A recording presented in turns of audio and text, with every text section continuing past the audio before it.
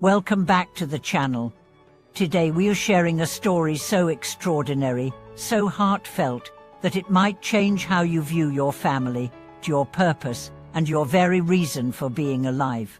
Imagine this, an ordinary family, living in a humble rural village. They're not monks, scholars, or spiritual leaders. They're just people like you and me, facing the struggles of life with resilience and love.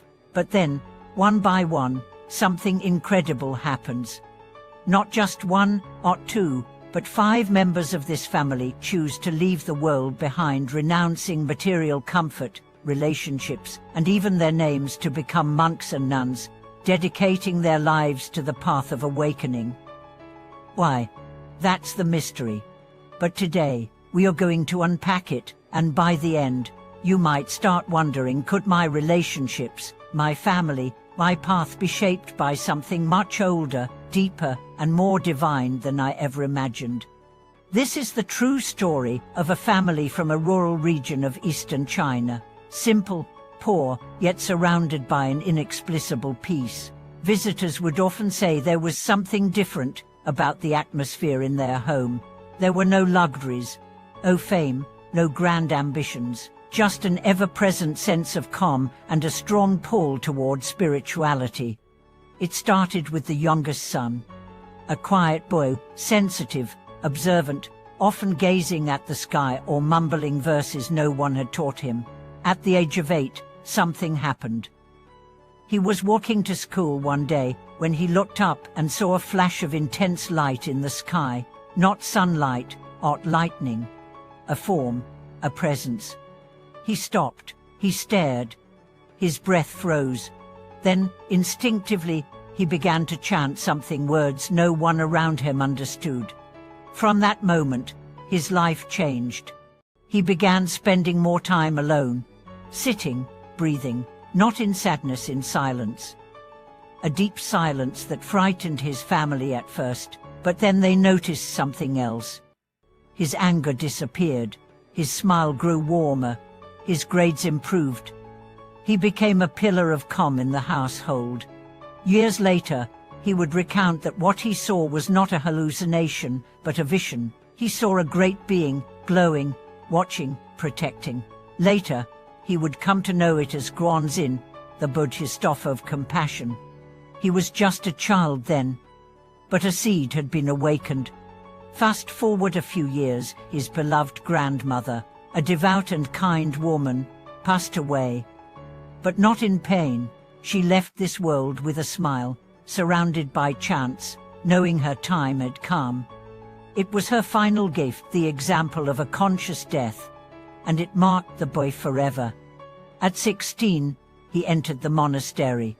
That could have been the end of the story, but it wasn't. His sister, once skeptical, was the next to follow. Initially angry, even ashamed, she told him he had disgraced the family by abandoning normal life, but something shifted. One day she agreed to visit the monastery, just to talk. She left changed. That same month, she started meditating. She stopped wearing makeup, she stopped drinking. She started reading scriptures at night. A few months later, she shaved her head and took fasts. 2 years passed. Then came the brother, the one who laughed at it all, the one who said, "Unks are people who gave up." He visited one day to drop off food, that's all. But as he entered the temple, something opened in him. The sound of chanting, the smell of incense, the look in his brother's eyes, it pierced him. He stayed, and never left. The fourth was perhaps the most surprising, the eldest brother, once a butcher. He had killed animals for a living, just as his father had done before him. He thought nothing of it, until one day he was about to slaughter a cow. The calf was beside her. As he lifted his blade, he saw tears in the cow's eyes. Not metaphorical, literal. He froze. He dropped the knife. He walked away from his shop and never returned. 2 years later, he too became a monk. The last to renounce the world was the mother. She had watched all of this unfold. Her children one by one surrendering the world, She never objected, but when the last left, she wept. Not from sadness, but from memory. "I always wanted this," she said. Even as a girl, I dreamed of becoming a nun. But poverty, marriage, children, life got in the way. Then she paused. But perhaps this was the plan all along. Maybe I was meant to give birth to them, and they would walk the path I could not. But destiny had more in store. At the age of 63, she too entered the monastery. She said, "If I cannot walk ahead of them, I can at least follow." And so, 5 out of 6 family members became ordained monastics. The last, their father, but already passed, some say, with a smile on his face. This story reached spiritual communities around the world, but it wasn't the miracle of 5 monks in one family that drew attention. It was the feeling they all radiated. A field of peace, of compassion, of something ancient, familiar, yet deeply sacred. Was it just coincidence? Or was it the ripening of a karma planted lifetimes ago? One day, in deep meditation, the 2 brothers had the same vision. Guanzin appeared to them and spoke. "You were all monasticus in a previous life. You vowed to return together. You vowed to continue the work. This family, this bond is not new, it is ancient. And now your vow is being fulfilled. There are some truths so large they cannot be proved, only remembered. And in that remembrance, something within us awakens. Maybe that's happening to you now. Maybe this story stirs something in your own memory. A dream you had as a child. A voice you heard once, but couldn't explain. An attraction to temples, chants, or silent places you can't trace. That's not fantasy. That's your thread.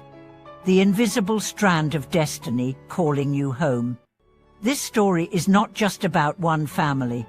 It's about the truth that some souls travel together, across time, across lifetimes, helping each other remember, awaken, and serve. Some call this soul family, others call it karmic affinity. But whatever the term, the essence is the same. You're not alone. You never were. And perhaps, just perhaps, you've also made a vow to awaken, to serve, to return again and again, until love becomes the only law. Thank you for watching this video. If this story resonated with you, sit quietly for a moment after it ends. Ask your soul, what am I here to remember? What vow have I made that's calling to me now? You may be surprised by what arises in the silence.